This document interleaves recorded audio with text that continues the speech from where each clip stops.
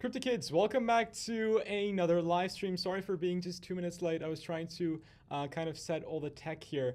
God, I'm so tired after today. We did a video we're now making a live stream.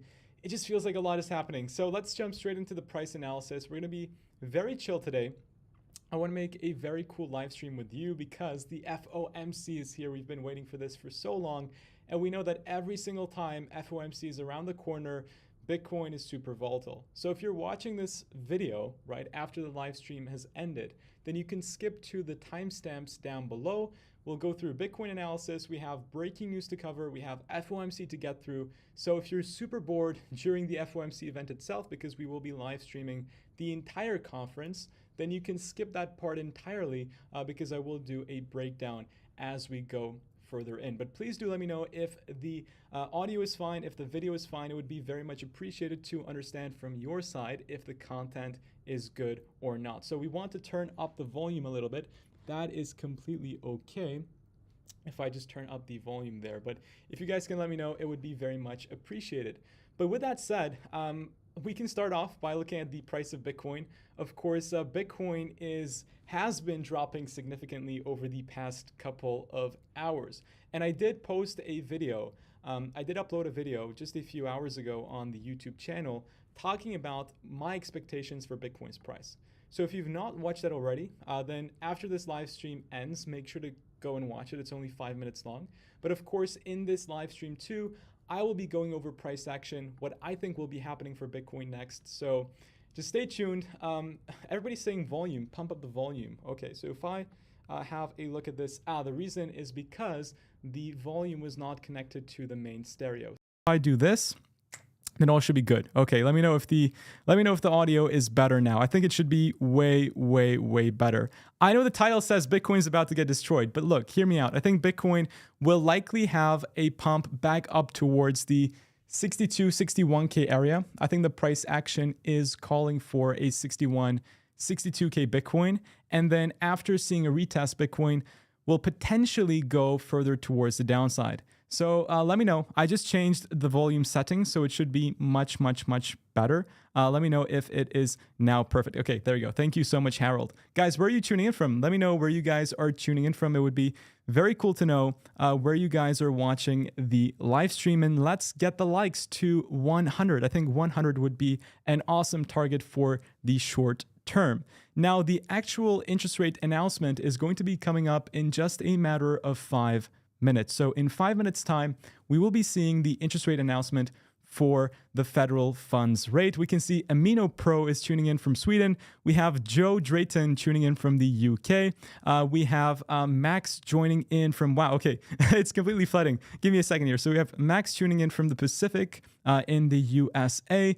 Tony from Australia. We have Vanilla Funk from Helsinki. We have Mike Safe, apologies for reading your name wrong, from Germany. And we have Daniel Kraus from the Netherlands. Roy from Indonesia. Wow, it's crazy. Too many people. So thank you guys so much for interacting with the chat. I'll go over your comments in just a couple of minutes because we do have the federal funds rate being announced in just 4 minutes. So 4 minutes, ladies and gentlemen, we will see the federal funds rate being announced, and it will be obvious to us whether the interest rates have been gone towards the upside. Did we see a rate hike, or is the interest rates going to stay at the same level? Now, if we have a look at the probabilities, so the probability that we stay at the same level is 97.1%. And let me just tell you, I think that yes, we will stay at at 5.25 to 5.5 basis points. That looks like the most, it looks like the most possible scenario for the interest rates. But why is this important? Why does this even link into Bitcoin? I think that is the question that everybody is wondering about. And I will answer it because it is really super important to focus on. The reason why I'm live streaming, because every single time we do have an FOMC event, Bitcoin does tend to have a drastic move. We have a very volatile candle. I do not like to trade the day before, the day, and the day after. Usually not the best idea for my personal risk management. But if we go back to the previous FOMC event, I believe it took place on the, let's see, can we go back in history? I don't think we can. So if I check when the last FOMC event was, it should have been like 2 months ago. So if I go back, Actually, you know what? In the chat, if you guys can let me know when the last FOMC meeting was, that would be very much appreciated.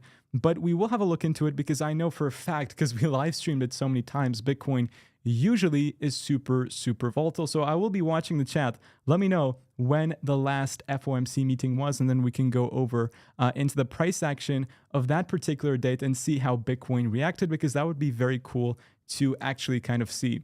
But in the meantime, we have Delano from South Africa. We have many people. Abdul Hayi from Australia. We have Louise from Orlando, Florida. Amazing Digital World Technology from Qatar. And we have Wealth Wisdom from India. So guys, massive shout out to you. Make sure to smash up the like button. Make sure to subscribe to the channel if you are new. But we are going to be doing some very cool TA and watching the federal funds rate decision live and see what Fed Chair Jerome Powell has to say. We have also Alvaro from Colombia. Massive shout out. But okay, there's too many people.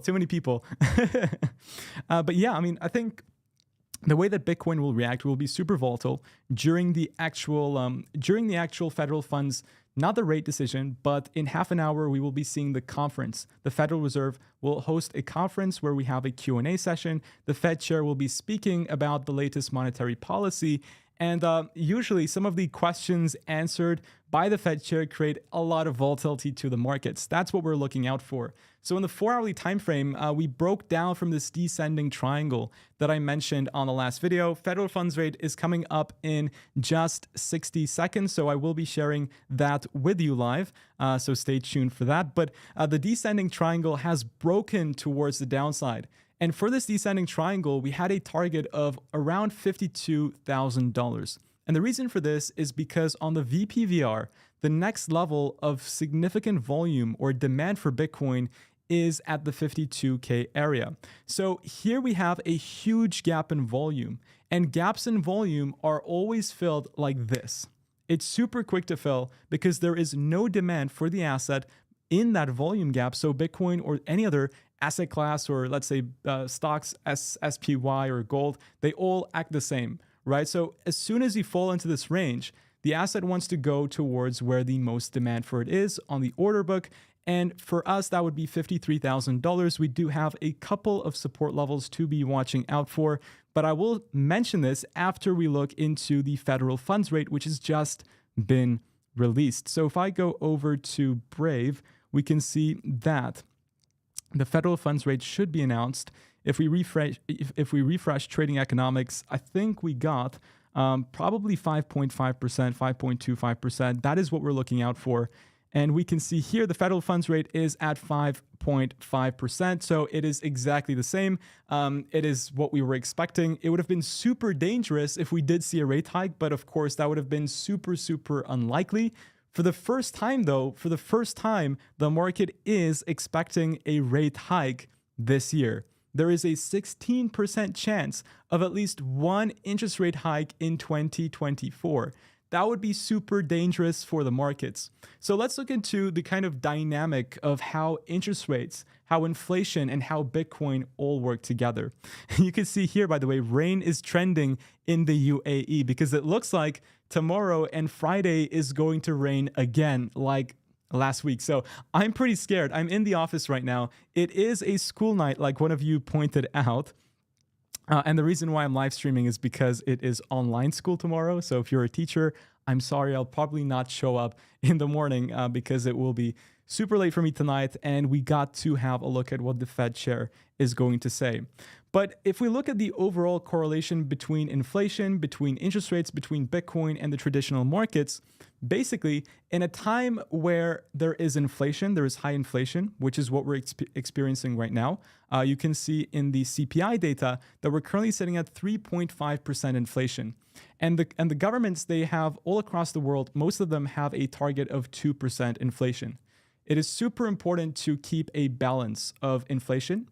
You do not want to have a disinflationary environment where the inflation is basically in the negative, where assets and goods and services, they drop in value. You do not want that, because if you have a disinflationary environment, things become cheaper, therefore firms make less money. If firms make less money, they cannot reinvest that into the stock market, they cannot invest into research and development, and they cannot hire more people. So disinflation is something you do not want, or deflation, as a matter of fact. Disinflation, we need that until we reach the 2% target, because the good prices of goods and services, they go up in a steady level where firms continue to make more profit as the value of the dollar declines, so that they can keep on reinvesting into research and development, hire new people, and keep the economy stimulated.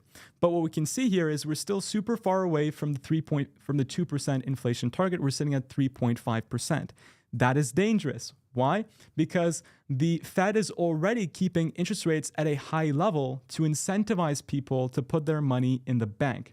They do not want you to spend your money. They want you to put your money in the bank or buy bonds so that you can leverage out of that high interest. And if you don't spend in the market, if you do not spend in the economy, then what happens is firms are forced to reduce their prices so that inflation goes towards the downside. That is the economic theory between interest rates and inflation. So if you're not spending your money because of high interest rates, then you're not going to be buying goods such as Bitcoin. Risk on assets such as Bitcoin, you're not going to be purchasing because you'll be saving your money.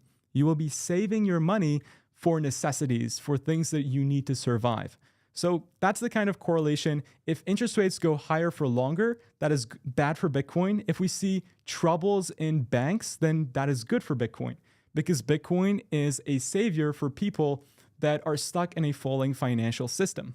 Now, what we do know is all these small banks in the United States, they are in huge trouble, having huge unrealized losses on their balance sheets. So higher interest rates for a longer amount of time, it's going to cause more pressure on their balance sheets, causing them to potentially going bankrupt, like what we saw with SVB, what we saw with First Republic Bank. And in a time like that, that is super good for Bitcoin. That would be incredible for Bitcoin, actually, because people realize that the financial system is broken and they look for a savior. They look for a place that they can put their money in to store their wealth. But ladies and gents, we just smashed 100 likes, so thank you so much. Let's see if we can get to 150 likes. That would be very much appreciated. Let me know where you guys are tuning in from. It would be amazing to know where you guys are tuning in from. We have Tashi from Japan. We have, let's see who else is tuning in from all around the world. We had a lot of comments. I think they're going to be flying in like in a couple of seconds because there is a delay between me speaking and, of course, you receiving the content. So Tashi from Japan, we have Ed from the UK, we have OCD Penguin from the UK as well. So guys, thank you so much for tuning in all across the world. Super blessed to have such a diverse community and such a diverse audience. But look at you, we're smashing up the likes. That means the world.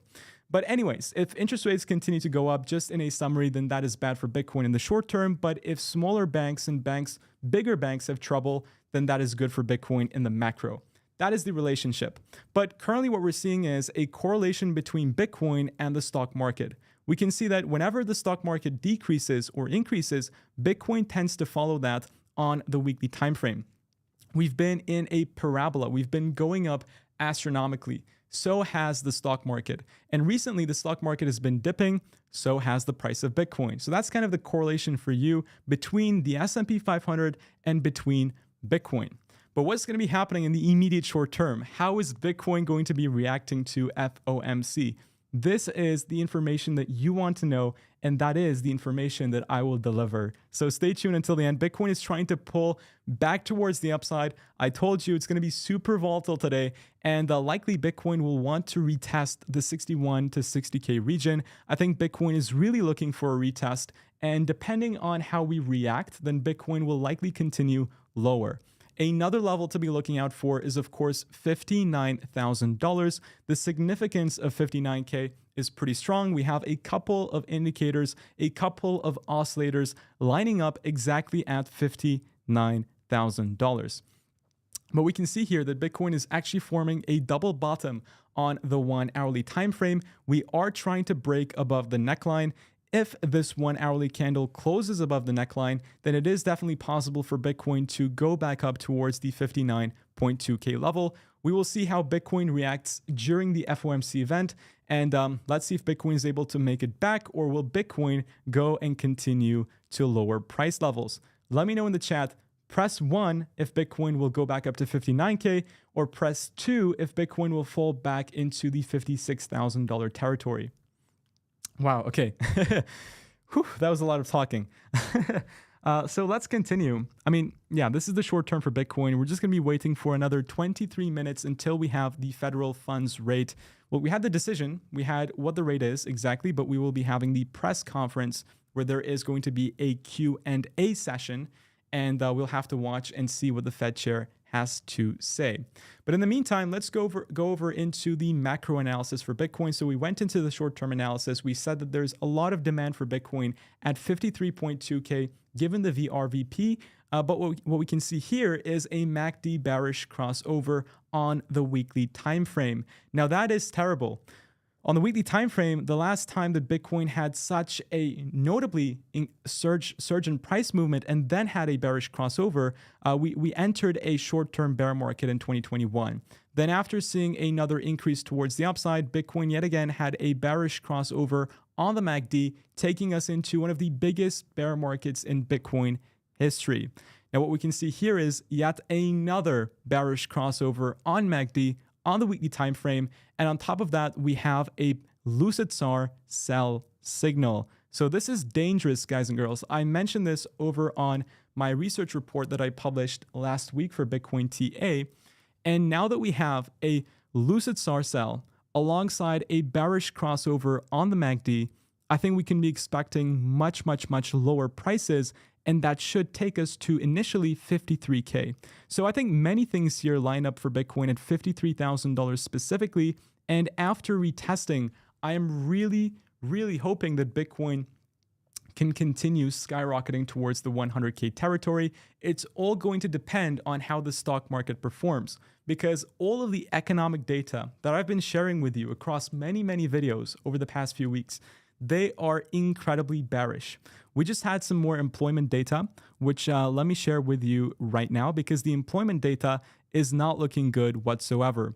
In the meantime, there's a 50-50 mix between what people are expecting. I think people are expecting more so a rebound towards the 60K region, but a lot of people also are looking for a Bitcoin trading at the $53,000 level, and stop pot 26 says 3. I don't know which alternative that stands for, but yes. Thank you guys so much for, by the way, 158 likes. You guys are absolutely fantastic. Thank you so much. It means the world to me. Mr. Waleed is tuning in from Saudi Arabia.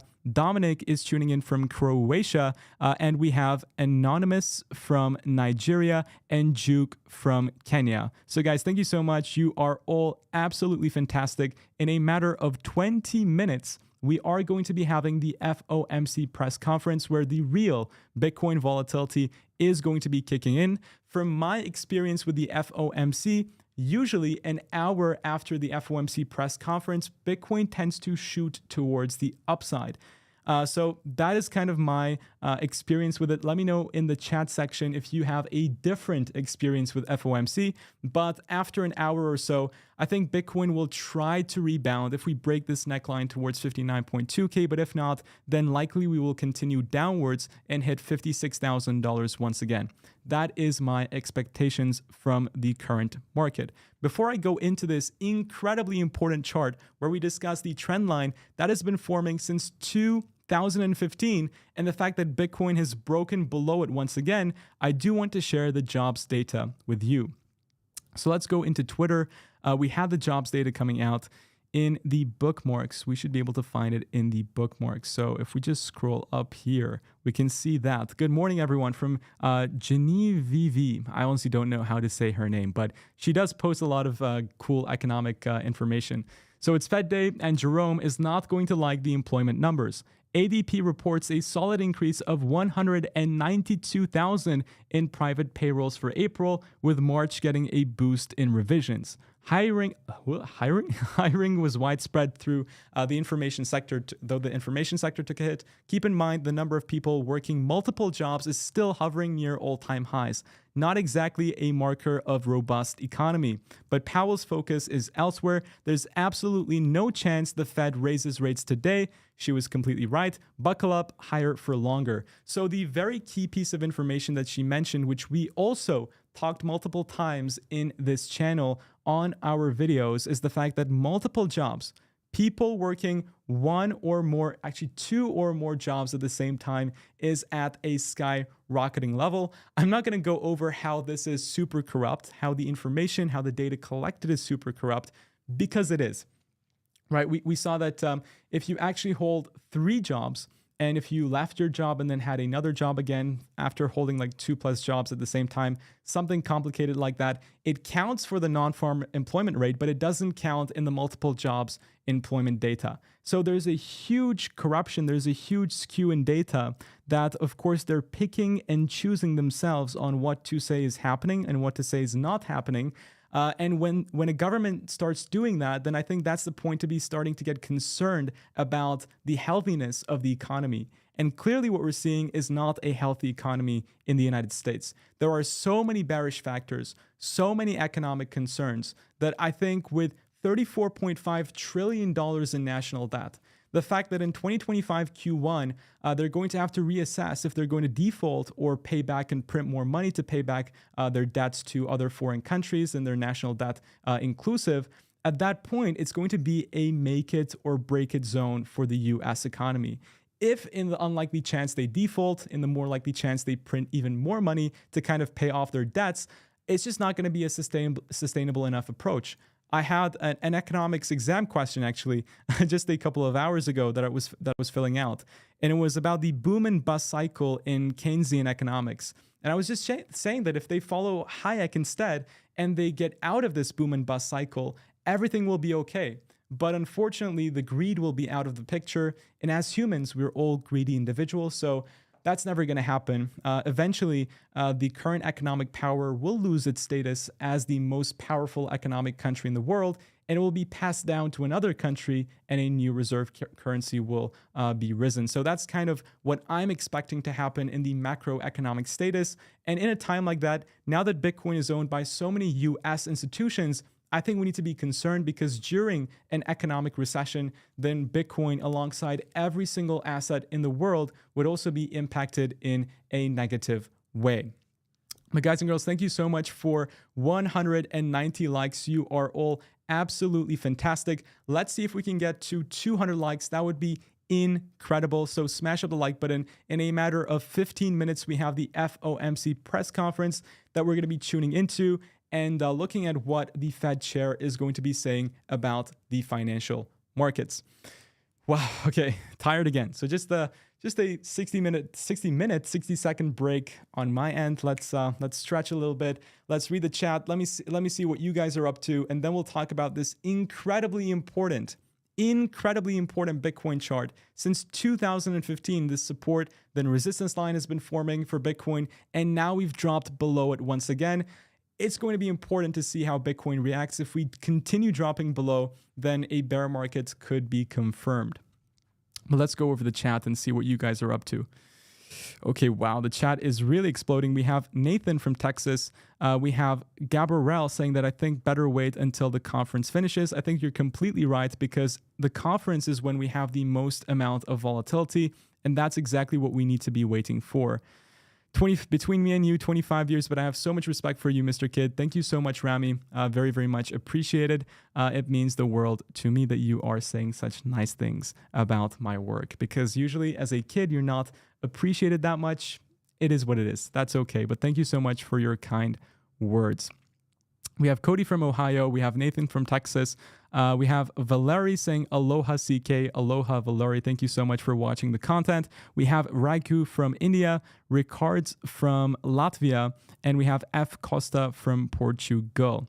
Okay, so now that we have gone through this, Ben is saying this is not the Dortmund PSG stream. Yes, believe me, as soon as I finish and wrap up the FOMC live stream, I will go and watch Dortmund versus PSG. This is on the #1 priority that I have. So don't worry, this is also something that I'm looking forward to doing. Okay, now let's go over into the 2015 resistance line for Bitcoin that is currently breaking towards the downside. Now, if you are a diehard watcher of the streams and if you are a diehard watcher of the videos, you would know that a couple of months ago I said Bitcoin will likely break above this resistance line and that will take us into a new all-time high. And that is exactly what happened for Bitcoin. We broke it and Bitcoin created a new all-time high. Now that we're breaking below it once again, it's super important that we retest these bull and bear market support bands and continue trading higher. Otherwise, Bitcoin will crash and go into a prolonged bear market or a prolonged consolidation phase. So what we can see here are the bull and bear market support bands, which I believe are made up of the 21 EMA and the 20-week SMA, right? So we can see, historically speaking, Bitcoin usually likes to retest these bull bear market support bands, and then we continue rallying higher. A perfect example was in 2015 to 2017. Bitcoin retested the EMAs perfectly and then continued in its parabolic uptrend. I think a similar thing could be happening this time around in 2024, but if these bull and bear market support bands are broken at approximately $54,000, $53,000, then we could be expecting a $47,000 Bitcoin. But I personally think that where Bitcoin is currently is super good level of support, especially the 30-period moving average. So there is a high chance that Bitcoin does bounce off from here and we continue our parabola that we have been forming for such a long amount of time. We would just need to readjust it a little bit and the parabola will still be of acceptance in a technical standpoint. But if we continue trading lower, then we can say goodbye to this parabola. And like every other bull market, Bitcoin will likely enter into a bear market phase after failing to continue with the parabola and breaking below it. But I think there is a little bit of an issue with my internet here. So TradingView is a bit laggy. I hope the stream is fine. I hope there is no lag with you with the stream because that is the most important thing. But TradingView is going to be a little bit annoying in the short term. In the next 11 minutes, not Bitcoin, but we will be seeing the FOMC press conference. That is usually when the most amount of volatility happens for not just Bitcoin, but also for the stock market. So stay tuned for that. I am super excited. I want to see how Bitcoin and stocks react. There is going to be volatility, but I cannot promise you a certain direction for price action. It's just going to have to be waited and seen. So we will be looking at Bitcoin and the FOMC press conference at the same time. So stay tuned, leave a like, subscribe, and turn on the notification bell for future videos and Bitcoin updates because this is the spot for your best TA, latest crypto breaking news, and more. But okay, I think we can give a small break to Bitcoin technical analysis. I do have a couple of more news to share with you, so I think we can jump into that, and then we can get back into the Bitcoin TA after we finish up with the FOMC press conference. But before I do that, we just need to address this very quickly. So it is currently the 5th day, so 1, 2, 3, 4, 5. So for 5 days in a row, BlackRock has not accumulated any Bitcoin. That is concerning. It is concerning, and it just means that people are not excessively demanding IBIT as much as they used to a couple of weeks ago. Because when you have a gap between supply and demand for a spot ETF, that is when new ETFs or new shares of that ETF are created, causing the ETF issuer to accumulate more of the underlying asset. So what we can tell from this is that currently IBIT is not of that high demand, and eventually, perhaps today, we could be seeing an outflow from BlackRock. And a chance where we do see an outflow from BlackRock, then it is pretty much game over in the short term. It will cause panic selling in the market, but we just need to zoom out because Bitcoin has been printing 7 green candles in a row on the monthly time frame. It was obvious that Bitcoin was going to have some sort of a correction, but please do remember, we went from $24,000 all the way to $70,000 in just a matter of 7 months. That is an increase of approximately 175% on an asset that had like already $500 billion in market cap in just a matter of 7 months. So a correction is of course due. it is completely okay. Even if you bought Bitcoin or the Bitcoin spot ETFs when they got launched, you would be up still 50% on your holdings. So this is, yes, a crash, but in the macro scale, when in doubt, it's always good to zoom out because you can see clearly Bitcoin has been going up and up and up. But this correction was much, much, much needed. And it is definitely healthy for Bitcoin to continue rising on the macro trend, because if we do not have a correction and we continue going higher and we delay that correction, then we're just going to cause it to be more severe each time. But the most important thing is, of course, this correction is not going to be as drastic as what we saw in terms of an increase in price over the past 7 months. So at least we know that as a fact due to various different reasons. If we go back in price history, we don't usually fall more so than we increase in the macro. So at least that is a very good sign. But something that's not too great of a sign, and I know I went back into Bitcoin TA. I will jump back into news in just a second, but the RSI on the monthly time frame has been crossing bullish, and it got us very much excited because we know whenever the RSI on the monthly time frame crossed into the overbought territory, usually Bitcoin went on and created newer highs and then eventually topped out. But what we can see here for the first time is that Bitcoin did enter this overbought region, but actually failed. So we failed, ladies and gentlemen. Bitcoin was not able to continue higher and make that parabolic high in the 100K region just yet.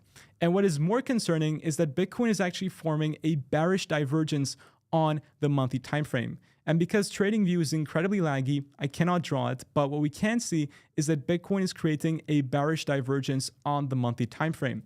That is not a good sign, because the more macro you go out, the further you zoom away in terms of your technical analysis, the more accurate that your TA becomes. So this is a very concerning factor, that Bitcoin is forming a bearish divergence on the RSI monthly time frame, and likely it will lead into a little bit more of a drastic correction. So buckle up, brace yourselves, don't worry, just stay humble, stack sats, and if you bought Bitcoin at 70K, the only thing that I will have to say to you is that buying and holding Bitcoin in the macro has always been profitable. So yeah, just if you believe in Bitcoin, understand what Bitcoin is, read the Bitcoin standard, and you won't worry for a single day. But let's go back into the breaking news, and then in a matter of just 5 minutes, we can go and watch the FOMC press conference. So in terms of breaking news, Bitcoin actually experienced the worst monthly performance ever since November of 2022, and that was basically right after the FTX collapse. So Bitcoin ended April in 16% lower markets, making it the biggest monthly decline since the collapse of FTX. And it's really scary when you put it in that sense. But remember, in terms of relativity, how much Bitcoin has increased in the past, and now the drop is completely normal for us. If you've ever heard the phrase "sell and may go away," I just very recently heard of it, actually, and people are saying that it's not really only applicable for Bitcoin, but it's also applicable for the stock market. Usually after May, Bitcoin and the stock market tends to go in a downtrend. So let's hope that that's not the case, but "sell and may go away" could be the phrase that we could be repeating for the next couple of weeks at least, because it doesn't look too good for the asset classes overall in the terms of May. And going further, Cathie Wood actually updated her Bitcoin price prediction to $3.8 million. $3.8 million. That is absolutely mind-blowing, you may say. But honestly speaking, I agree with her. I think Bitcoin will eventually reach $3.8 million. It's just going to be a matter of 10 to 15 years, or maybe 15 to 20 years. But when I put it into context, I'm going to be like 30, 35 years old. Once that happens, then I'm super happy to just buy Bitcoin and hold until I am 30 years old. But of course, if you are older, then womp womp. It's not going to be super easy for you to just buy Bitcoin and wait until you're 90 or 80, because at that point, you won't be able to enjoy what you have. And I think there is no point if you can't enjoy what you have and you just hoard your Bitcoin or save all your money up and not be able to actually spend it, because, it's your life and you get to live once. So in that case, maybe if you're older, you could consider selling when it's at $1 million, but I will wait until it's 10 million, and then we'll see what happens. But another piece of breaking news is that real-world asset class tokenization firm Securitize has closed a $47 million funding round led by the world's largest asset manager, BlackRock. So the round also included investments from Hamilton Lane, Parafinance Capital, and Trade Web Markets. So this is huge because it's the first ever crypto or blockchain-based firm actually raising money with BlackRock. This is like bigger than what everybody thinks, and I've not read the article. I haven't had time to, but they don't say too much. They just said that they raised $47 million in funding, which was primarily led by BlackRock. And let me tell you this, I mean, BlackRock being so bullish in RWA, we saw Larry Fink talk about RWA multiple times on live TV.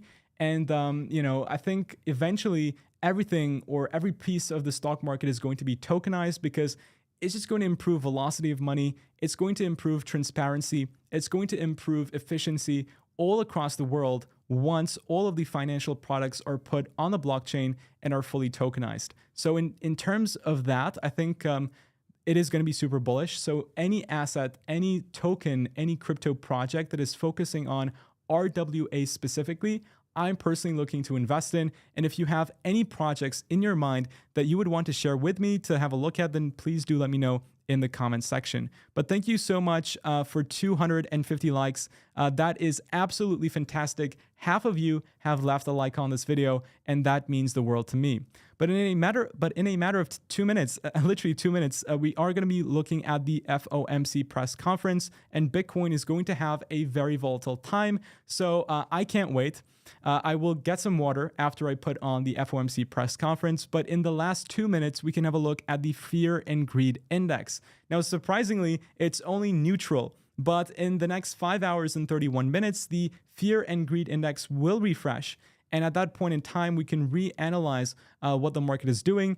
My prediction is 40 fear. So as Warren Buffett says, in a time of fear, it is usually a good time to buy. And in a time of greed, it is a good time to sell. I think $56,000 for Bitcoin, like I said on this video earlier on today, is a beautiful time and a beautiful place to be DCing into your Bitcoin position. So 56K, of course, nothing in the stream is financial advice, but 56K, given the moving average support, I think would be a beautiful point to be adding to your spot Bitcoin holdings for the long term. But guys and girls, that takes us to the 10:30 p.m. mark. I'm going to be putting the FOMC, God, okay, I need to take a break from speaking, but I'm going to be putting on the FOMC stream. And we'll have a look at what the Fed chair has to say about the current monetary policy and the current fiscal situation. So let me just arrange how this is going to look like. So we will need to unmute the stream itself. So we need to unmute system audio, and we should be able to hear the actual press conference itself. There we go. Okay, it's starting. I need to unmute this. And if we unmute that, technically it should work. So please do let me know in the chat if you can hear. Of course, there's nothing going on right now, but as soon as he does come on, please do let me know in the chat section if you are able to hear him or not. But it should be okay in hindsight. Let's hope that that's the case. I'm just trying to make sure that everything's okay. Okay, let's hope for the best, and let's hope that it will work. Let me put on Bitcoin for now. And as soon as he comes on, I will switch back into the FOMC live stream. Let's get rid of this analysis because honestly, I'm not super confident in this double bottom. But hey, if it breaks towards the upside, we have the level that we're looking out for. If we break towards the downside, then we should be looking for a $56,000 Bitcoin. So let me just put that line of support from now on just to prepare and see how Bitcoin reacts. Okay, there we go. Let's go here. And let's mute ourselves. Good afternoon. My colleagues and I remain squarely focused on our dual mandate to promote maximum employment and stable prices for the American people. The economy has made considerable progress toward our dual mandate objectives. Inflation has eased substantially over the past year, while the labor market has remained strong. And that's very good news. But inflation is still too high. Further progress in bringing it down is not assured, and the path forward is uncertain. We are fully committed to returning inflation to our 2% goal.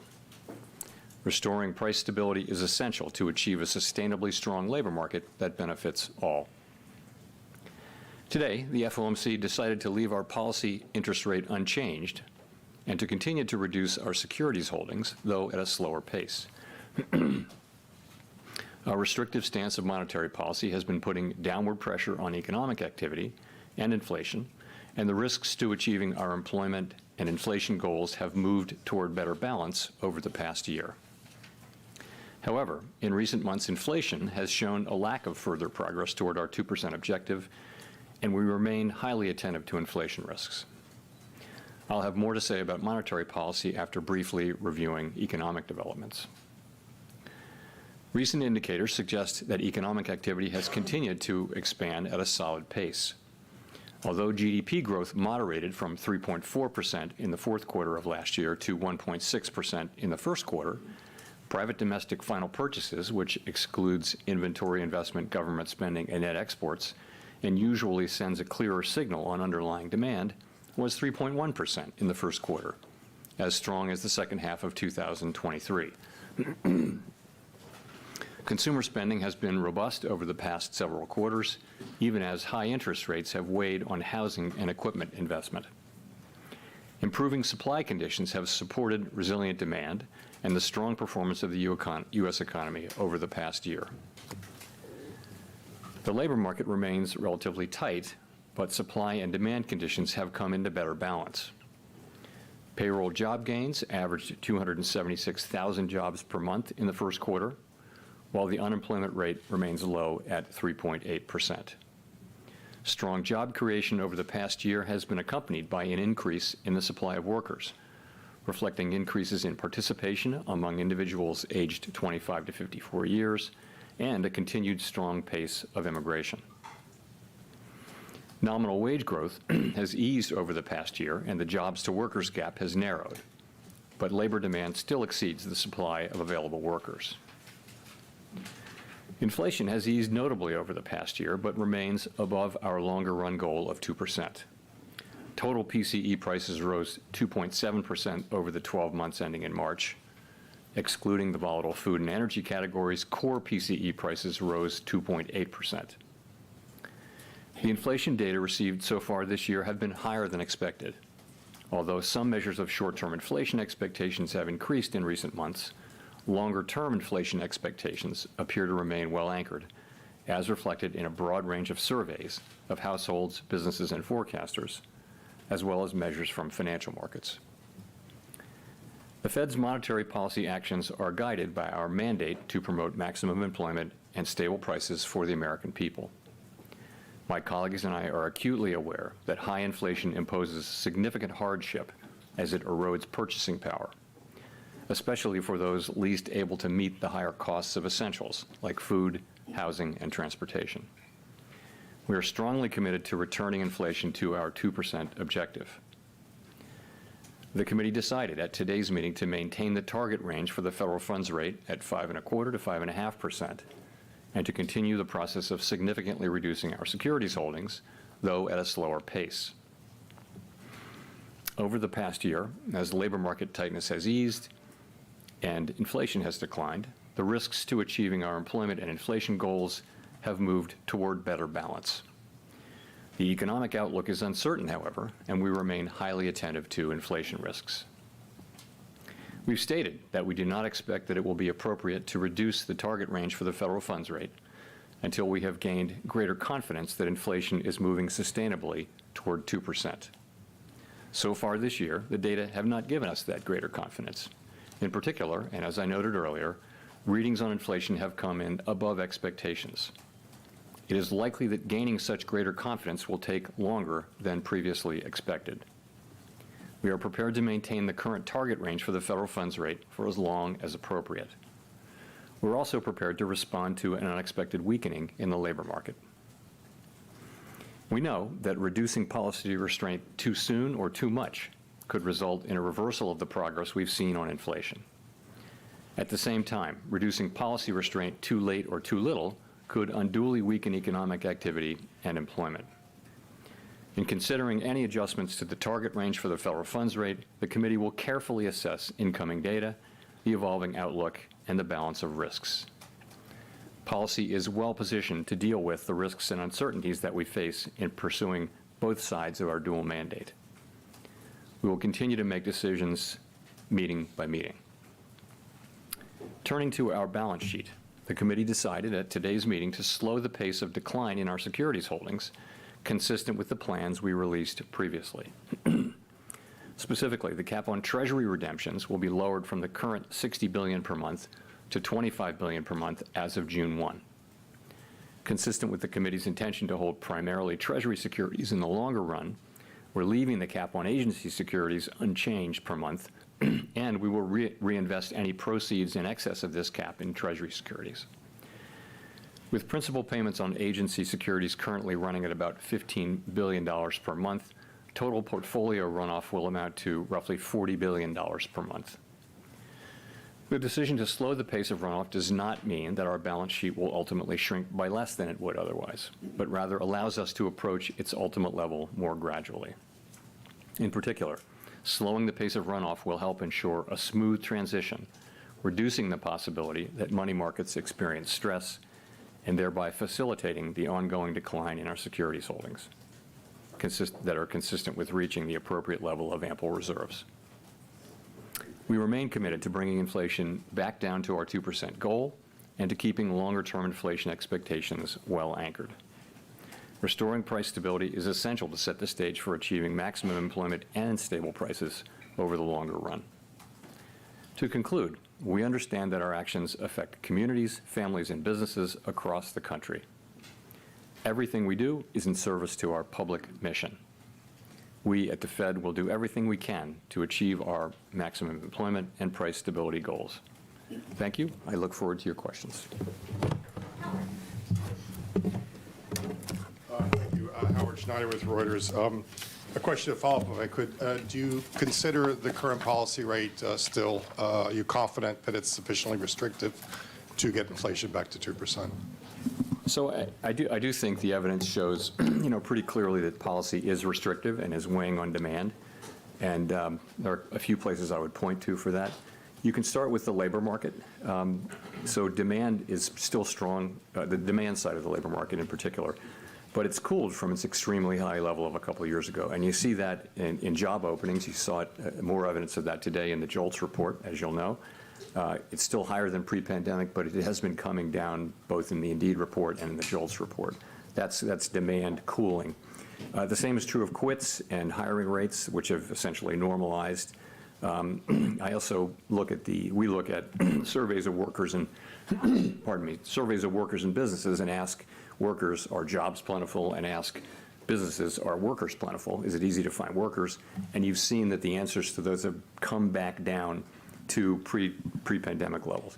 You also see in interest-sensitive spending like housing and investment, you also see that higher interest rates are weighing on those activities. So I do think it's clear that that policy is restrictive.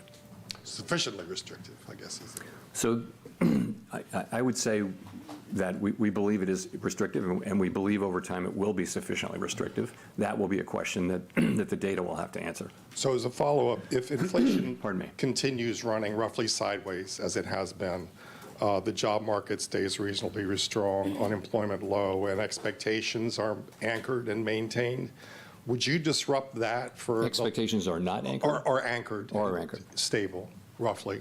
Would you disrupt that for the last half point on PCE? I don't want to get into complicated hypotheticals, but I would say that, we're committed to retaining our current restrictive stance of policy for as long as is appropriate, and we'll do that.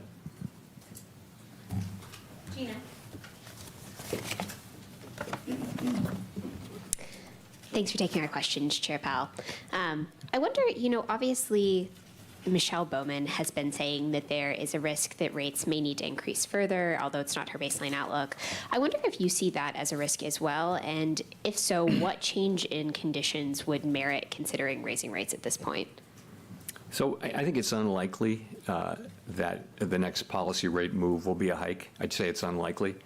Our policy focus is really what I just mentioned, which is how long to keep policy restrictive. You ask, what would it take? I think we'd need to see persuasive evidence that our policy stance is not sufficiently restrictive to bring inflation sustainably down to 2% over time. That's not what we think we're seeing, as I mentioned. But that's something like that is what it would take. We'd look at the totality of the data, answer to that question. That would include inflation expectations, and all the other be like a reacceleration in inflation? Well, I think, again, the test, what I'm saying is if we were to come to that conclusion that policy weren't tight enough to achieve that, so it would be the totality of all the things we'd be looking at. It could be expectations, it could be a combination of things, but if we reach that conclusion and we don't see evidence supporting that conclusion, that's what it would take, I think, for us to take that step. Chris. Thank you, Chris Rugaber at Associated Press. You didn't mention the idea that rates are at a peak for the cycle, and didn't mention the idea that it might be appropriate to cut rates later this year, as you have at previous press conferences. So has the Fed sort of dropped its easing bias? Where are you standing on that? So on, let me address cuts. So obviously, our decisions that we make on our policy rate are going to depend on the incoming data, how the outlook is evolving, and the balance of risks, as always. And we'll look at the totality of the data. So I think, and we think, that policy is well positioned to address different paths that the economy might take. And we've said that we don't think it would be appropriate to dial back our restrictive policy stance until we've gained greater confidence that inflation is moving down sustainably toward 2%. So, for example, let me take a path. If we did have a path where inflation proves more persistent than expected and where the labor market remains strong, but inflation is moving sideways and we're not gaining greater confidence, well, that would be a case in which it could be appropriate to hold off on rate cuts. I think there's also other paths that the economy could take which would cause us to want to consider rate cuts, and those would be, two of those paths would be that we do gain greater confidence, as we've said, that inflation is moving sustainably down toward 2%. And another path could be, an unexpected weakening in the labor market, for example. So those are paths in which you could see us cutting rates. So I think it really will depend on the data. In terms of peak rate, I think really it's the same question. I think the data will have to answer that question for us. Well, and could you just follow on the path where you might not cut? Is that, you mentioned that it would be inflation persistent. Is inflation, would that be the key data in making that decision, or could you expand a bit more on that? Thank you. Again, we've set ourselves a test that for us to begin to reduce policy restriction, we'd want to be confident that inflation is moving sustainably down to 2%. And for sure, one of the things we'd be looking at is the performance of inflation. We'd also be looking at inflation expectations. We'd be looking at the whole story, but clearly incoming inflation data would be at the very heart of that decision. Nick.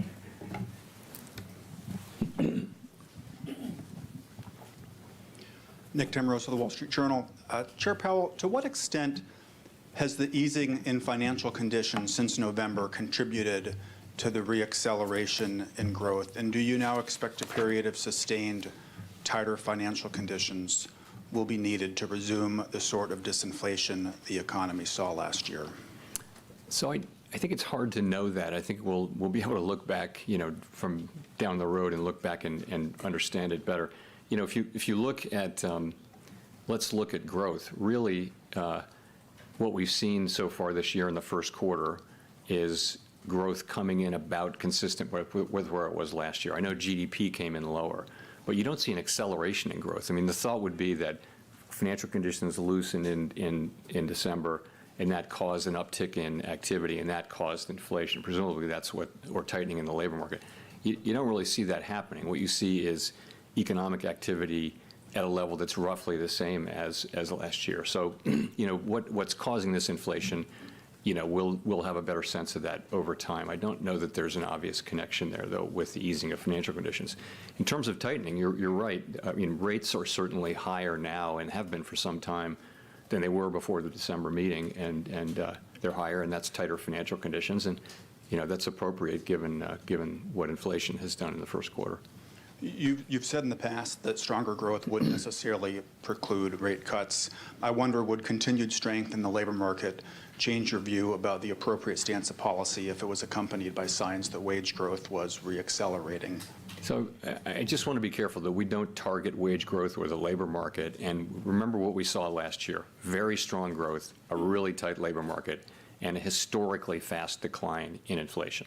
So and that's because we know there are two forces at work here. There's the unwinding of the pandemic-related supply side distortions and demand side distortions, and there's also monetary policy, restrictive monetary policy. So I wouldn't rule out that something like that can't continue. I wouldn't give up at this point on further things happening on the supply side, either because we do see that companies still report that there are supply side issues that they're facing, and also even when the supply side issues are solved, it should take some time for that to affect economic activity and ultimately inflation.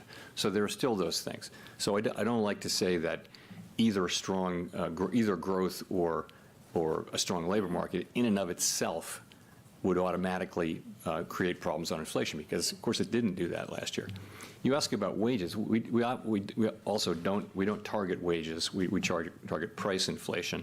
It is one of the inputs. The point with wages is, of course, we like everyone else like to see high wages, but we also want to see them not eaten up by high inflation. And that's really what we're trying to do, is to cool the economy and work with what's happening on the supply side to bring the economy back to 2% inflation. And part of that will probably be having wage increases move down incrementally toward levels that are more sustainable.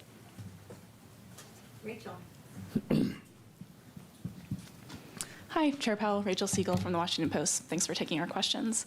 You talked about needing time to gain more confidence that inflation is sustainably moving back down to 2%. It's May now. Do you have time this year to cut 3 times, just given the calendar? Yeah, I'm not really thinking of it that way.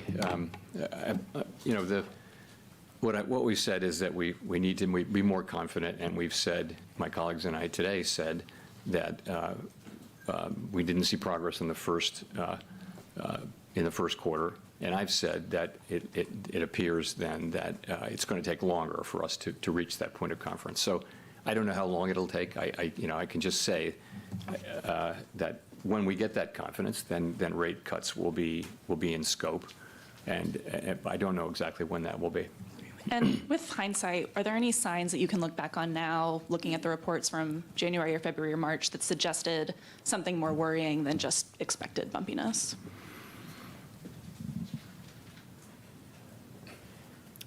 Not really.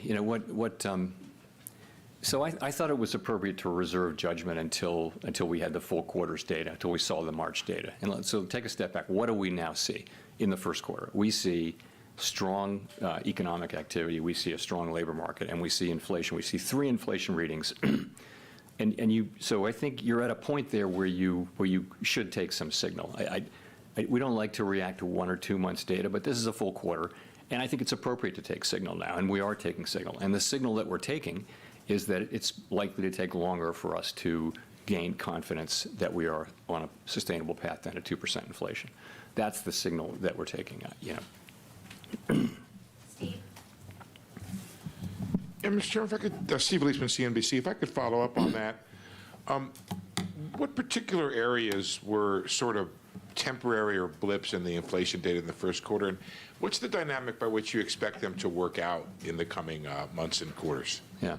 So we will, we will put the thing, we have put the thing under a microscope. I will say nothing is going to come out of that that's going to change the view, I think, that in fact we didn't gain confidence and that it's going to take longer to get that confidence. But confidence, I just think, you know the story. What's happened since December is you've seen higher goods inflation than expected, and you've seen higher non-housing services inflation than expected, and those two are working together to sort of be higher than we had thought. And there are stories behind how that happened. And I think my expectation is that we will, over the course of this year, see inflation move back down. That's my forecast. I think my confidence in that is lower than it was because of the data that we've seen. So we're looking at those things. We also continue to expect, and I continue to expect, that housing services inflation, given where market rents are, those will show up in measured housing services inflation over time. We believe that it will. It looks like that there are substantial lags between when lower market rates turned up and for new tenants, and when it shows up for existing tenants or for in-housing services.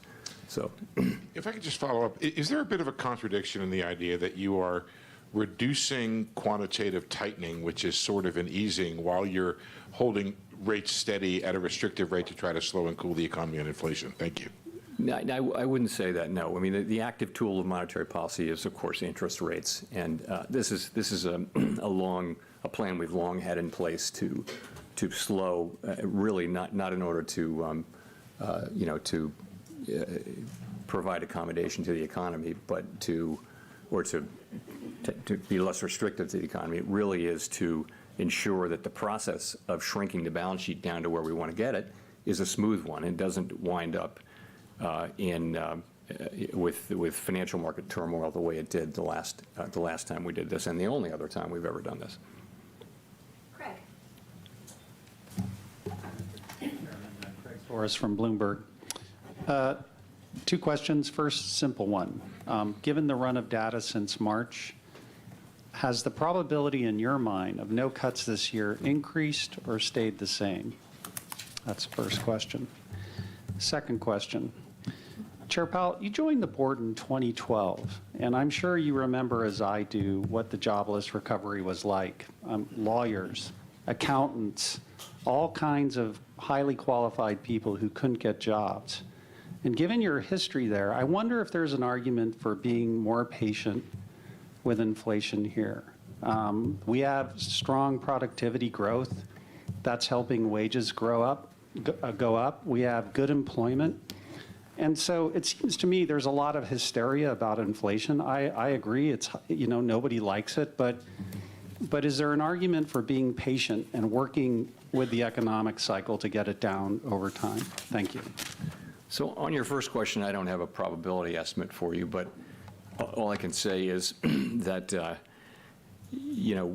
we've said that we didn't think it would be appropriate to cut until we were more confident that inflation was moving sustainably on at 2%. Our confidence in that didn't increase in the first quarter, and in fact, what really happened was we came to the view that it will take longer to get that confidence. And I think I think it's, the economy has been very hard for forecasters broadly to predict its path, but there are paths to not cutting, and there are paths to cutting. It's really going to depend on the data. In terms of the employment mandate, to your point, if you go back a couple of years, our sort of framework document says that when you look at the two mandate goals, and if one of them's further away from goal than the other, then you focus on that one. It's the time to get back there times the times how far it is from the goal, and that was clearly inflation. So our focus was very much on inflation, and this is what we referred to in the statement. As inflation has come down now to below 3% on a 12-month basis, it's become we're now focusing the other goal, the employment goal, now comes back in to focus, and so we are focusing on it. And that's how we think about that. Claire. Claire Jones, Financial Times. Thanks a lot for the opportunity to ask the questions. Just to go back to the answer before the previous one, it seemed to suggest that you think the likeliest path of inflation is one that's going to allow you to have a situation where rates are lower at the end of the year than they are right now. It would be good if you could just confirm whether or not that's a correct reading. And the Q1 GDP print has led to some to start mentioning the term stagflation with respect to the US economy. Do you or anyone else on the FOMC think this is now a risk? Thank you. Yeah, I'm not dealing really in likelihoods. I think there are paths that the economy can take that would involve cuts, and there are paths that wouldn't. And I don't have great confidence in which of those paths. I think I would say my personal forecast is that we will begin to see further progress on inflation this year. I don't know that it will be sufficient. I don't know that it won't. I think we're going to have to let the data lead us on that. In terms of your question, your second question was stagflation. I guess I would say I was around for stagflation, and it was 10% unemployment. It was high single digits inflation. Right now we have very slow growth. So right now we have 3% growth, which is pretty solid growth, I would say, by any measure, and we have inflation running under 3%. So I don't really understand where that's coming from. And in addition, I would say most forecasters, including our forecasting, was that last year's level of growth was very high, 3.4% in, I guess, the fourth quarter, and probably not going to be sustained and would come down. But that would be our forecast. That wouldn't be stagflation. That would still be to a very healthy level of growth. And of course, with inflation, we will return inflation to 2%, and that won't be. So I don't see the stag or the inflation, actually.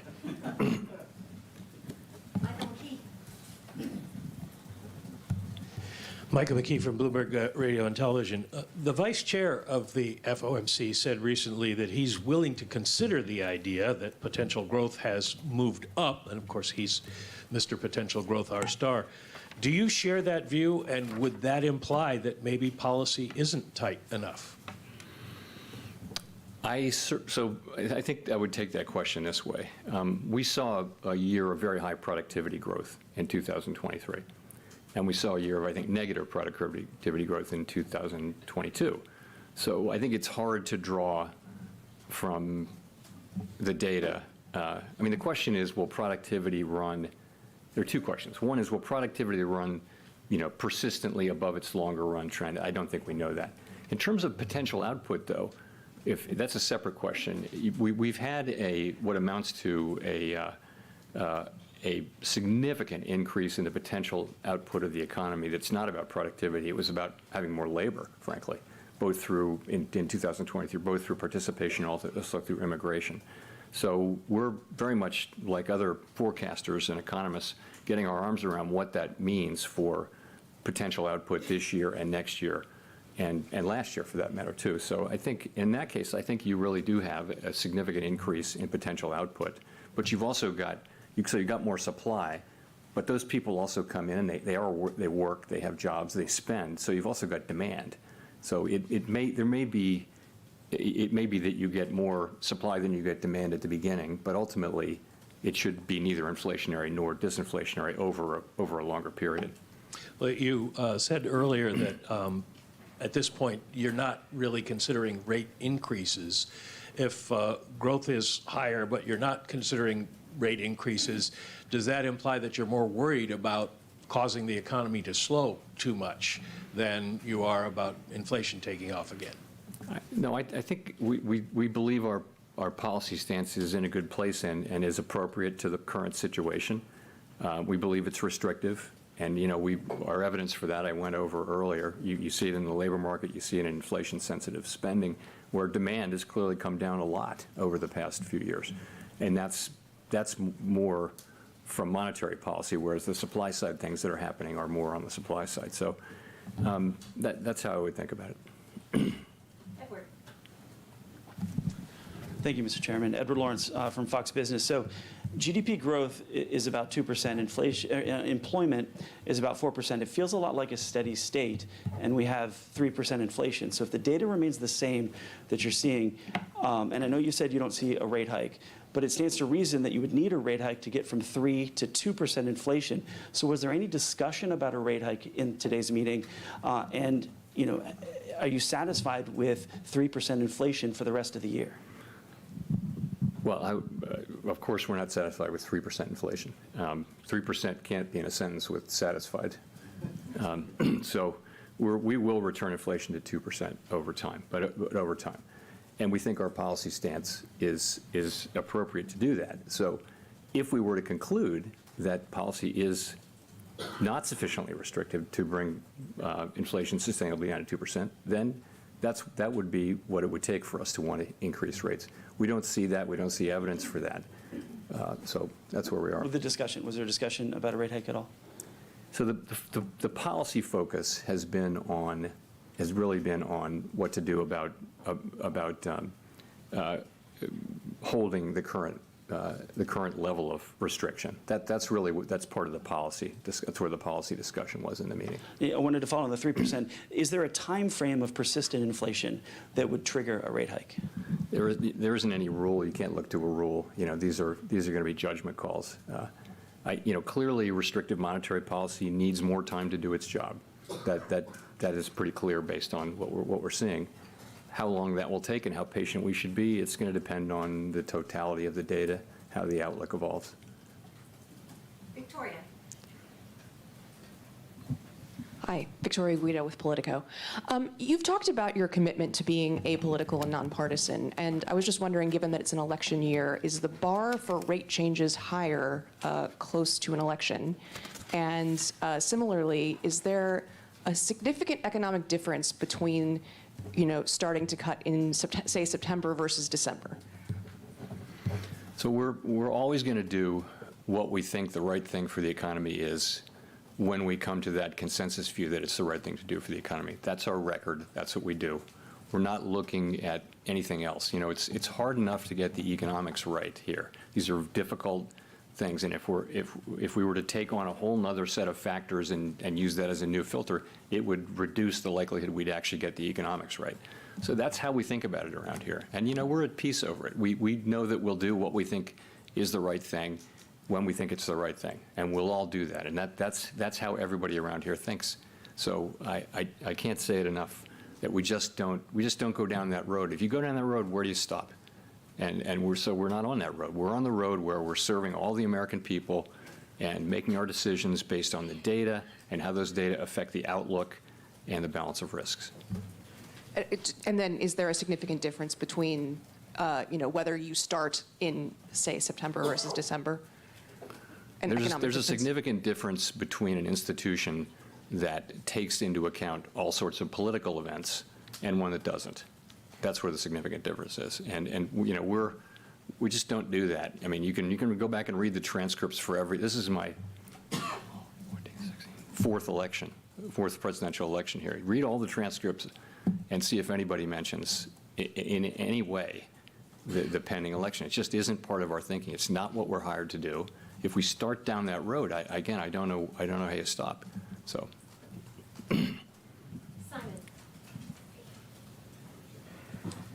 Thank you, Chair Powell. Question about the labor market. You've mentioned a few times that the labor market is normalizing. Certainly today's JOLTS data suggested that things are kind of getting back to pre-pandemic levels.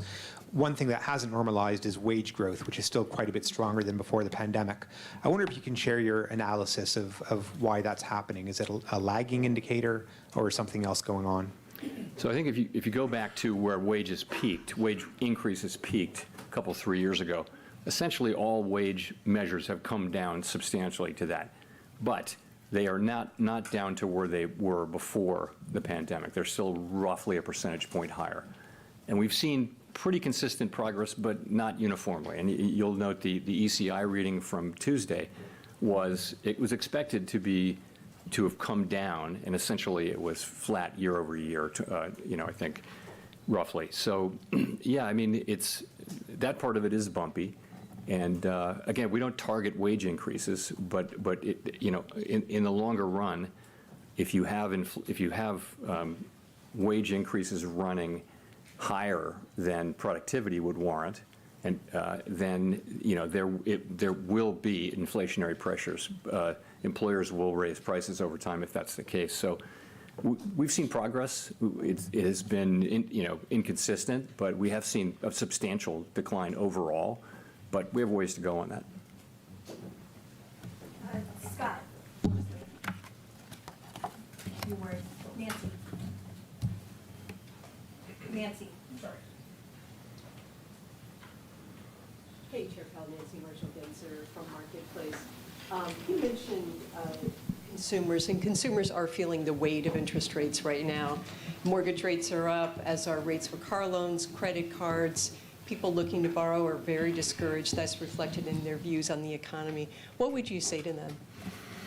Well, the thing that hurts everybody, and particularly people in the lower income brackets, is inflation. If you're a person who's living paycheck to paycheck, and suddenly all the things you buy, the fundamentals of life go up in price, you are in trouble right away. And so with those people in mind in particular, what we're doing is we're using our tools to bring down inflation. It will take some time, but we will succeed, and we will bring inflation back down to 2%, and then people won't have to worry about it again. That's what we're doing, and we know that it's painful and inconvenient, but the dividends will be paid will be very large, and everyone will share in those dividends. And we've made quite a lot of progress if you can think about it. I think headline core PCE peaked at 5.8. Now it's at, anyway, headline peaked at 7.1. Now it's at 2.7. Don't want to get that wrong. No, you don't. Quick follow-up. Are current interest rates really doing that much, though, to fight inflation right now for those consumers? Yes, I mean, I think that restrictive monetary policy is doing what it's supposed to do, and but it's also in this case unusually working alongside and with the healing of the supply side. That was different this time was that a big part of the source of the inflation and the reason why we're having this conversation is that we had this supply side kind of collapse with shortages and bottlenecks and all that kind of thing. And this was to do with the shutting down and reopening of the economy and other things that really raised demand. So many factors did that. So I think now you see those two things working together, the reversal of those supply and demand distortions from the pandemic and the response to it, along with restrictive monetary policy. Those two things are working to bring down inflation, and we've made a lot of progress. Let's remember how far we've come. And we have a ways to go. We've got work left to do, but we're not looking at the very high inflation rates that we were seeing 2 years ago.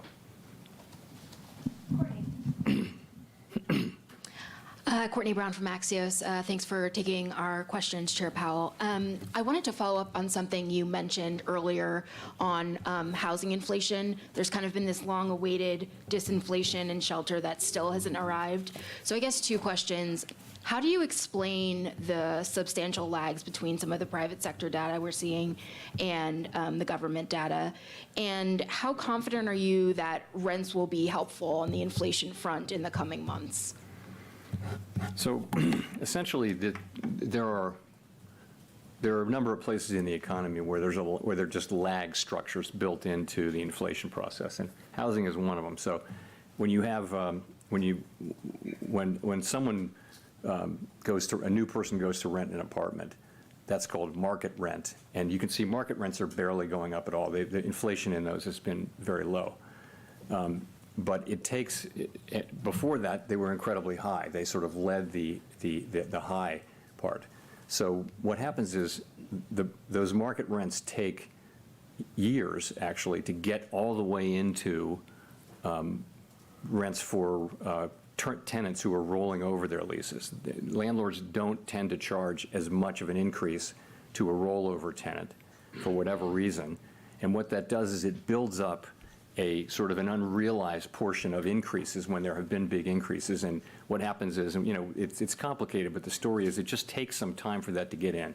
Now, I am confident that as long as market rents remain low, this is going to show up in measured inflation, assuming that market rents do remain low. What will be the exact timing of it? I think we've learned that the lags are longer. We now think significantly longer than we thought at the beginning. And so confident that it will come, but not so confident in the timing of it. But yes, I expect that this will happen. Thanks. Nick Jasinski. Thank you, Chair Powell, for taking the questions. This is Nicholas Jasinski from Barron's Magazine. It seems that over the past 3 or 4 years, economies and central banks in developed markets at least have been on more or less the same trajectory, easing during the pandemic, fighting inflation with restrictive policy on the way out. Feels like that may be ending in 2024 based on some of the economic data from Europe and the US and Japan and statements from those central banks as well. So my question is, what considerations or risks does a period of more divergent global economic trajectories and central bank policies present for the FOMC? So you're right. I think that may happen, and you know that we all serve domestic mandates, right? So I think the difference between the United States and other countries that are now considering rate cuts is that they're just not having the kind of growth we're having. Their inflation is performing about like ours or maybe a little better, but they're not experiencing the kind of growth we're experiencing. So we actually have the luxury of having strong growth and a strong labor market, very low unemployment, high job creation, and all of that. And we can be patient, and we'll be careful and cautious as we approach the decision to cut rates, whereas I think other jurisdictions may go before that. In terms of the implications, I think obviously markets see it coming. It's priced in now, and so I think the markets and economies can adapt to it. And I think we haven't seen, in addition for the emerging market economies, we haven't seen the kind of turmoil that was more frequent 20 years ago, 30 years ago. And that's, I think, partly because emerging market countries, many of them have much better monetary policy frameworks, much more credibility on inflation. And so they're navigating this pretty well this time. Jennifer. Thank you, Chair Powell. Jennifer Schonberger with Yahoo Finance. You sort of backed away from the notion that the economy would need to encounter pain for inflation to come back down. But given sticky inflation data in the first quarter, can disinflation still happen along a relatively painless path for the economy, or is some softening in the labor market and the economy likely needed to bring inflation back down? So you're right. I think we thought, and most people thought there would have to be probably significant dislocations somewhere in the economy, perhaps the labor market, to get inflation all the way down from the very high levels it was at the beginning of this episode. That didn't happen. That's a tremendous result. We're very, of course, gratified and pleased that hasn't happened. And if you look at the dynamics that enabled that, it really was that so much of the gain was from the unwinding of things that weren't to do with monetary policy, but the unwinding of the distortions to the economy, supply side problems, and also some demand issues as well. The unwinding of those really helped inflation come down. Now, as I've said, I'm not giving up on that. So I think it is possible that those forces will still work to help us bring inflation down. We can't be guaranteed that that's true, though. And so we're trying to use our tools in a way that keeps the labor market strong and the economy strong, but also helps bring inflation back down to 2% sustainably. We will bring inflation down to 2% sustainably. We hope we can do it without significant dislocations in the labor market or elsewhere. And speaking of dislocations in the labor market, in terms of cutting, you said if there were weakness in the job market, that could be a reason to cut rates. So if the unemployment rate were to tick above 4%, but inflation not back down to your 2% target, how would you look at that? Would the unemployment rate popping back above 4% catch your attention? I said an unexpected weakening is the way I characterize it. So, and I'm not going to try to define exactly what I mean by that, but it'd have to be meaningful and get our attention and lead us to think that the labor market was really significantly weakening for us to want to react to it. A couple of tenths in the unemployment rate would probably not do that, but it would be a broader thing that would suggest that it would be appropriate to consider cutting. And I think whether you decide to cut will depend on all the facts and circumstances, not just that one. Chair Powell, thanks for taking the question. Kyle Campbell with American Banker. You've said that broad and material changes are needed for the Basel III endgame proposal, and you've mentioned that a reproposal is something that's on the table. As you've had more time to sort of sit with the public commentary, process that, and understand the options available to you, do you have a better sense of whether a reproposal will be necessary? And do you have a timeline in mind for when some sort of movement will be made on that front, either a reproposal or a move to finalize? So let me start by saying that the Fed is committed to, completing this process and carrying out Basel III endgame in a way that's faithful to Basel and also comparable to what the other large comparable jurisdictions are doing. We haven't made any decisions on policy or on process at all. No decisions have been made. I'll say again, though, if we conclude that reproposal is appropriate, we won't hesitate to insist on that. And then do you need to resolve issues with the capital proposal in order to advance other parts of the regulatory agenda, or do you expect to continue to make progress on those other agenda items? There's no mechanical rule in place there, but I would say that the Basel III process is by far the most important thing, and really is, I think, occupying us at this time in terms of what we're moving ahead with. Let's go to Mark for the last question. Thank you, Mark Hamrick with Bankrate. Mr. Chairman, what can you tell us about the approach that you take with your role in the sense of trying to achieve consensus, which you recently identified as a priority, while allowing for a range of views or even dissent? We don't see many dissenting votes in the official statements, even when more spirited discussions are noted in the minutes after the fact. How do you avoid groupthink and avoid a higher risk of a policy mistake? Thank you. So I think if you listen to, and you all do, listen to my 18 colleagues on the FOMC, you'll see that we do not lack for a diversity of voices and perspectives. We really don't. And it's one of the great aspects of the Federal Reserve System. We have 12 reserve banks around the country where they have their own economic staff, not the people who work here at the board. They're different people, and so each reserve bank has its own culture around monetary policy and its own approach and that kind of thing. It guarantees you a diversity of perspectives. So I think that the perspectives are very diverse. But and in terms of dissents, we have dissents, and a thoughtful dissent is a good thing. If someone really makes you think, that kind of thing. But all I can say from my standpoint is I listen carefully to people. I try to incorporate their thinking, or do everything I can to incorporate their thinking into what we're doing. And I think many people, if they feel that's happening, that for most people, most of the time, that'll be enough. But I'm not.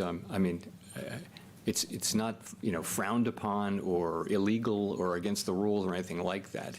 It just is the way things come out. And I think we have a very diverse group around the people, frankly, more diverse than it used to be in many dimensions, more diverse from the obvious gender and demographic ways. But also we have more people who are not PhD economists. So we have people from business and law and academia and things like that. So I think you actually do have quite a good diverse perspective. I think all of us read these stories about a lack of diversity, and we look around the room and say, I don't understand. I really don't understand what they're talking about. So, but I get the question, though. Thank you very much.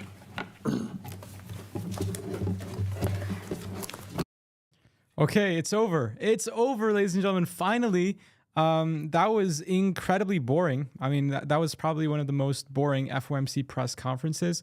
Look, the truth is they are always very boring, but the price action tends to react approximately 1 hour after the press conference. So just to recap on the short term, Bitcoin, we saw this double bottom that we discussed earlier on the stream, and we hit the resistance line perfectly at 59K, which is fundamentally a super, super important level for Bitcoin. I think it's comparable to the $31,000 level that we mentioned many, many months ago. In fact, a year ago now. So Bitcoin hit this level. Now we're seeing a little bit of a correction. Expect more volatility to be entering the market in approximately 1 hour, but 2 a.m. here, the market's closed. So the S&P will close in approximately 2 hours or so. Currently, if we have a look at the SPX, because I think for some reason, we're looking at bonds here. So if we go to stocks, God, why is it not seeing the SPX? Okay, there we go. So the SPX is, of course, the S&P 500. We had a lot of amazing comments, by the way. You guys are so funny. I will run through them in just a second. But guys, I just don't know what's happening with TradingView today. Unfortunately, the Wi-Fi is not the best. But hey, it is what it is. Maybe let me know in the comments if if the S&P 500 is holding up good or not. But I just want to go over through some of your comments because it was really, really incredible, super funny. Shout out to Carl, by the way. I don't know if you're still watching the stream, but massive shout out. Jean was like, imagine if Tone Vase was asking the questions. Guys, I think I need to somehow infiltrate into this press conference and ask the questions for us. So maybe that's like one of the life missions I'll set as a bucket list. One day I'm going to be in that press conference room asking the right questions. Like, when are you going to stop printing money? Are you going to default on your debt? Some of those questions would have been much more interesting, but just a summary for the people that joined in midway into the stream. Let's talk about what was happening. Well, the first thing is they said that unemployment rate remains low. Now, this is not true because so when you calculate unemployment rate, you look at part-time, you look at full-time jobs, and people that have more than 2 jobs at once. Full-time jobs, which is the most important metric here, is like you're having losses, right? And part-time jobs is the biggest gainer of them all, whereas people with 2 jobs or more at the same time, that's at an all-time high. So you're basically saying that people cannot financially sustain themselves. That's why they have to take on more than 2 jobs at the same time. So unemployment is not good, ladies and gentlemen.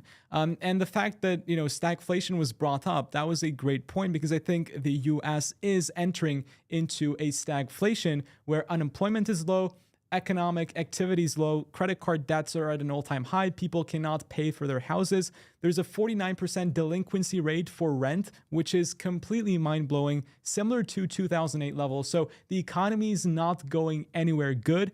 And I just don't think that 2% inflation can be reached with a 5.5 interest rate, because look, if that would have been the case, then we would have already done so.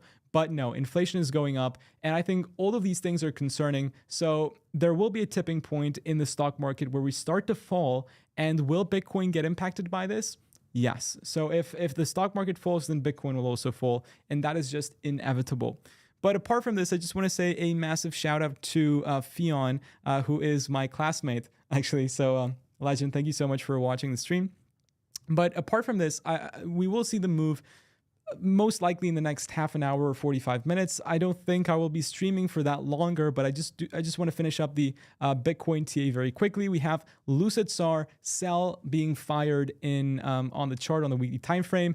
Not a good sign whatsoever. We still have 4 days and 5 hours for this weekly candle to close. If we close under 59K, that's when it's, we can call for 53K guaranteed. Of course, nothing is guaranteed, but from my technical standpoint, I think if 59 is broken on the weekly time frame with a confirmation, that I think the next level for Bitcoin would be 56, then 53.2K. I think 56 and 53.2K are interesting positions to be potentially going long into, and that's what I discussed more on the video I uploaded today. So 56, 53.2K, I will be buying Bitcoin at those 2 particular levels. So do stay tuned. Do turn on the notification bell to not miss out on any single Bitcoin upload. We are losing this huge line of support. This is super concerning, but I did talk more about this earlier on the stream. And the final piece of analysis that I kind of want to go into before I go to bed, because it's like 11:30 p.m. I'm super tired. So I'm very sorry. I wish I could go on for another hour or so, but I just don't have it in me. Now, this is a very cool piece of TA shared by one of my friends, Mark Wood, massive shout out. And he kind of looks at this. So every single market bottom in each halving cycle determines the next halving cycle's market top. So we can see here, this was back in like 2010, and in around 2015 to actually 2017, Bitcoin had an all-time high at the resistance of this prior support line created in 2010. And then if you look at the lows before the 2017 all-time high, if we look at the low there and you draw a line of support, it actually gives you the point where Bitcoin reverses in the following halving cycle. And interestingly enough, the exact same thing has happened this time around. So in 2019, we created the low, and then we just made that a support. And look at that. Resistance in Bitcoin is now reversing. So I thought that this was super interesting to kind of share with you. And, if this is the case, if this is the top for Bitcoin, then you know what? It's pretty unfortunate, because I'm expecting more from Bitcoin. It will probably take some time. It will take another couple of years, but actually not another couple of years, but maybe in like crypto years. I think 2025 is when the Bitcoin bull market is going to be topping out. And I do have an over $150,000 price prediction for 2025. So do not go anywhere if you're in crypto. I think Bitcoin still has a much longer time to go on. And this is just a minor pullback if you put it into context of the monthly time frame. Because look, 7 candles in a row, we've been going up bullish. And of course, on the 8th and 9th candle, Bitcoin is going to have a drop. It's completely normal.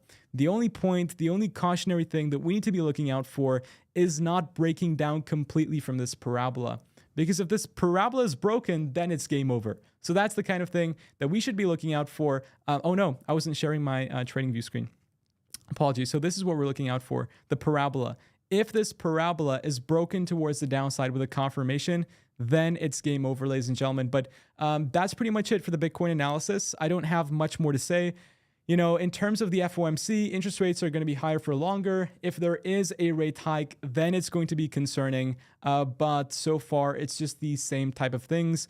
Economy's not doing too well. It will not end up doing well in the long-term future as well. So I'm more bullish in the Middle East. I'm more bullish in Asia. And I think Europe and America will likely have a fall towards the downside. So if you have the opportunity to moving out here, then I think this is the land filled with opportunities. I think Dubai is the place to be. So do definitely do your research. And if it is suitable for you to come out here, I think Dubai is the best place to live, period.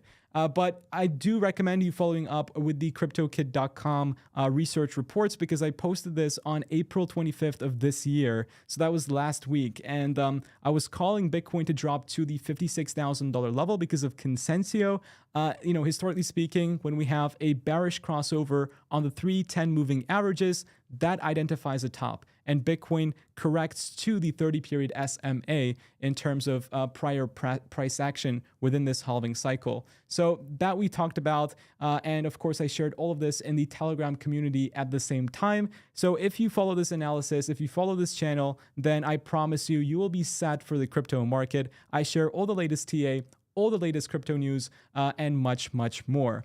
But guys and girls, just to end off and finalize everything, the total amount of liquidations that Bitcoin has experienced in the past 24 hours have been over $140 million, which is so huge for the crypto markets. It's really unbelievable. So I hope you're staying safe out there with your trades. I hope everything is fine with you. And again, I realized I'm not sharing my screen, unfortunately. So there we go.